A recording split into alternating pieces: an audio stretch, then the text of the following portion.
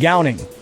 Before entering the gown room, remove all jewelry, makeup, and heavy coats or sweatshirts. Make sure the tacky mat is fresh and will remove debris from your shoes. If the tacky mat needs to be removed, pull from the numbered corner first. Then, work your way around the edges, pulling the entire tacky mat towards the center to contain all debris. This should be done slowly. When entering a gowning room, step on the tacky mat at least 3 times. Rotate your foot to ensure your entire shoe contacts the mat. Once inside the gowning room, prepare all of the gowning materials. Starting from the top down, or depending on the client's SOP, first don the hairnet or hood, don the face mask or veil, put sterile gloves on.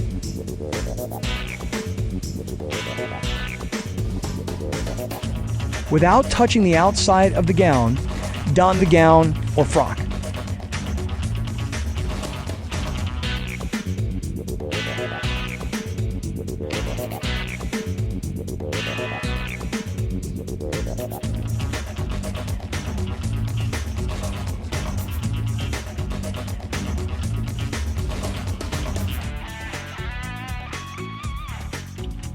Place the shoe covers on one at a time.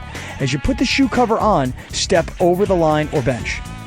It is important that you do not contaminate the clean side of the gowning room with any contact from the dirty side. After you have successfully crossed the line to clean the side, don the approved safety glasses or goggles.